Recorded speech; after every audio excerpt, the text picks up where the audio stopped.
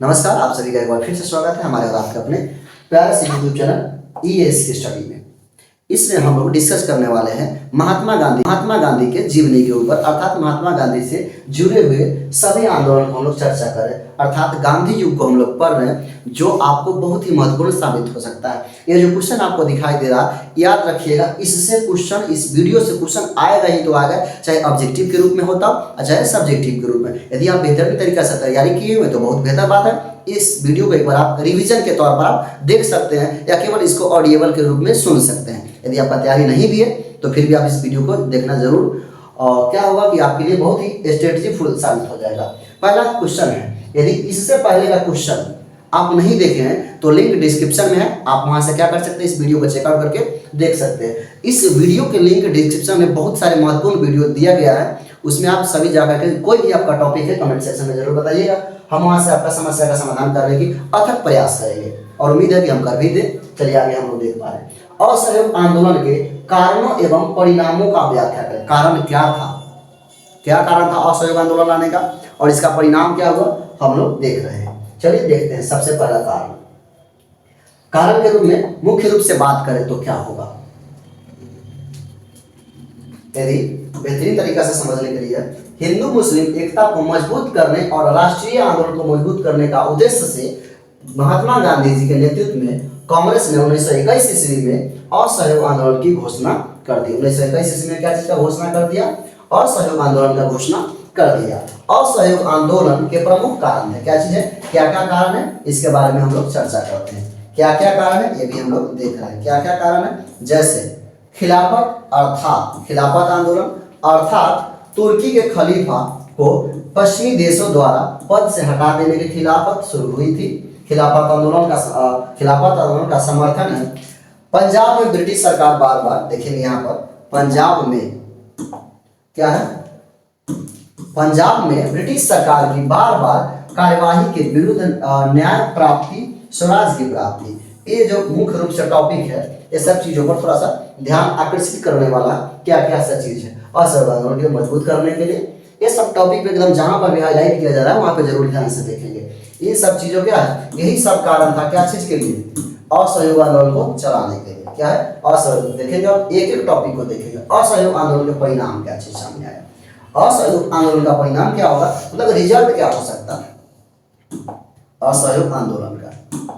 असहयोग आंदोलन के परिणाम में है, यह आंदोलन चौरी चौरा के हिंसक घटना के बाद क्या कर दिया गया, वापस ले लिया गया। क्या चीज कर लिया गया, वापस ले लिया गया। फिर यह आंदोलन लक्ष्य प्राप्ति में सफल, फिर भी यह आंदोलन लक्ष्य प्राप्ति में सफल रहा, अर्थात पूरे जनता के बीच में अपना एक मजबूती प्रदान करने में महात्मा गांधी अथक रहे, एकदम सफल रूप से रहे। इस आंदोलन में निम्नलिखित परिणाम हुए। क्या क्या परिणाम हुआ, जनता का अपार सहयोग मिला, किसे, इस आंदोलन को, महात्मा गांधी को, जिससे और इसके बाद आंदोलन में जन आंदोलन का स्वरूप ग्रहण कर लिया। मतलब यह आंदोलन कैसा हो गया, जन आंदोलन, मतलब पूरे जनता के द्वारा उनको सपोर्ट मिलने लगा। सरकारी शिक्षण संस्थाओं का बहिष्कार करने के कारण देसी शिक्षण संस्थानों में क्या चीज स्थापना किया गया। मतलब जब बहिष्कार किया गया असहयोग आंदोलन में, अर्थात ब्रिटिश सरकार से कोई सहयोग नहीं लिया गया, अर्थात शिक्षण संस्थान का बहिष्कार किया गया, तो क्या चीज हुआ, इसमें संस्थानों में क्या चीज हुआ, स्थापना देखने को मिला और विकास हुआ। जैसे काशी विद्यापीठ, हिंदी विद्यापीठ, जामिया मिलिया, हिंदू विश्वविद्यालय, इन मुख्य रूप से विद्यालय का नाम दिया गया है। इस आंदोलन में हिंदू और मुसलमान दोनों ने एक होकर भाग लिया था। क्या चीज हुआ था, दोनों ने एक होकर के भाग लिया था। ये कुछ परिणाम थे, क्या चीज है, ये परिणाम थे क्या चीज का, असहयोग आंदोलन का। अब हम लोग देख रहे हैं दांडी मार्च क्या है, अर्थात दांडी यात्रा। दांडी यात्रा में क्या था, महात्मा गांधी ने जो एकल प्रकार के, जो बोला गया था कि पेटेंट को तोड़ना, नियम को तोड़ना, नमक कानून को भंग करना, तो इसी के लिए दांडी यात्रा कौन शुरू किए हुए थे, महात्मा गांधी के द्वारा शुरू किया गया था। किसके द्वारा, महात्मा गांधी के द्वारा, महात्मा गांधी के द्वारा शुरू किया गया था। किनके द्वारा शुरू किया गया था, महात्मा गांधी के। इस आंदोलन में वो अपने अनुयायियों के, अर्थात अपने सहयोगी के साथ दांडी पहुंचकर समुद्र के पानी से नमक बना करके क्या कर दिया गया था, उनका नियम को भंग कर दिया गया था, उसके नियम को भंग कर दिया गया था। क्या चीज नियम था, आगे हम लोग देखते हैं, जो क्वेश्चन आंसर टाइप में होता है वही। अब देखते हैं क्या दांडी यात्रा का उद्देश्य क्या था। सबसे पहले दांडी यात्रा को महात्मा गांधी ने नमक कानून भंग दांडी यात्रा में महात्मा गांधी ने नमक कानून भंग कर सविनय अवज्ञा आंदोलन शुरू करने का निश्चय किया। इसके लिए 12 मार्च 1930 ईस्वी को 78 सहयोगियों के साथ साबरमती आश्रम, क्या है, साबरमती आश्रम से दांडी यात्रा पर निकले और उन्होंने 6 अप्रैल 1930 को दांडी पहुंचकर समुद्र के पानी से, दांडी जगह का नाम है, समुद्र के पानी से नमक बनाकर उनके नियम का क्या कर दिया गया, भंग कर दिया गया। इसी के साथ नमक सत्याग्रह आरंभ हुआ और शीघ्र ही पूरे देश में फैल गया। क्या हो गया? शीघ्र ही पूरे देश में फैल गया। ये चीजें हम लोग को देखने को मिला है संपूर्ण रूप से। क्या है? ये चीज देखने को मिला। अब हम लोग देख पा रहे हैं असहयोग आंदोलन। क्या है?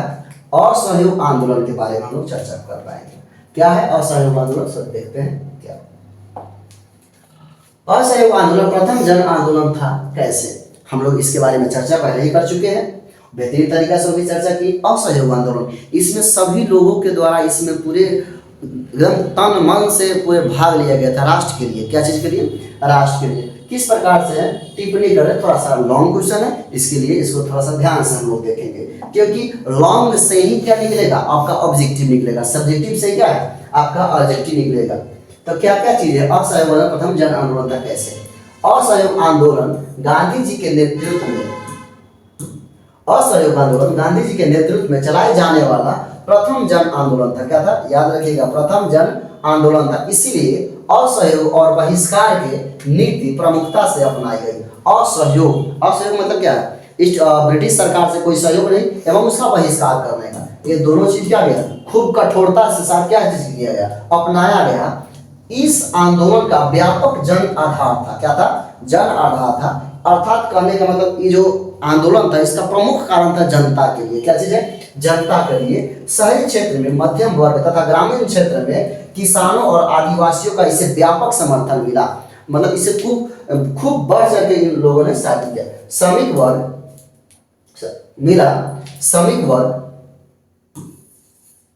इसमें भागीदारी रही, श्रमिक वर्ग एवं महिला लोग भी इसमें भागीदारी रही।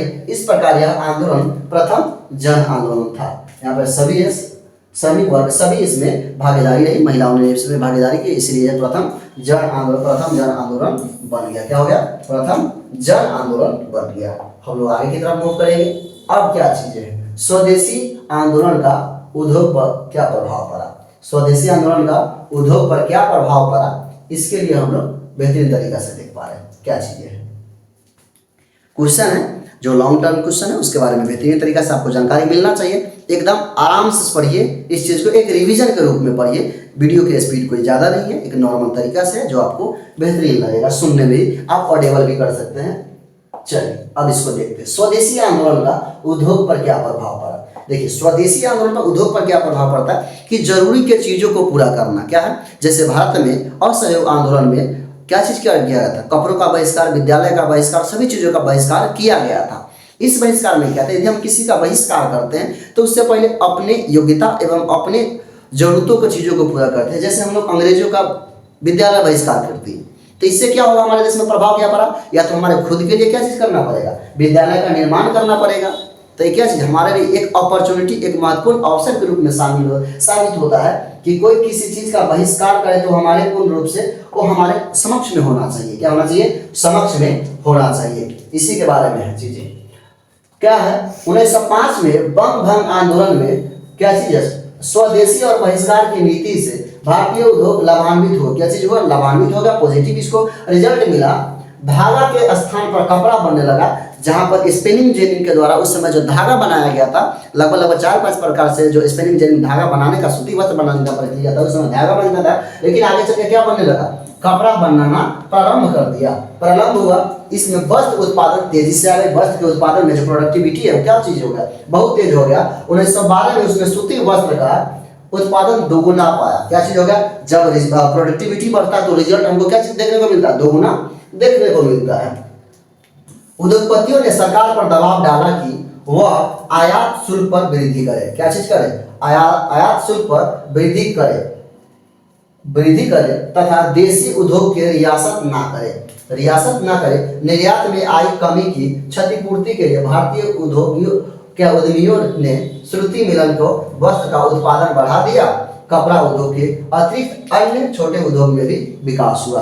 अर्थात किसी चीज को रोकते हैं तो जरूरी नहीं है कि एक ही चीज रोका जाए, अन्य दरवाजे भी खुल सकते हैं। यहाँ पर बोला गया था उनको क्या चीज, रियासत न करे, और साथ में वृद्धि तो गुना देखने को मिला, लेकिन शुल्क बढ़ाने के लिए बात किया गया था। यहाँ पर बात किया गया था आयात एवं निर्यात पर भी चर्चा करने की कोशिश किया गया था। ये था हमारा स्वदेशी आंदोलन का।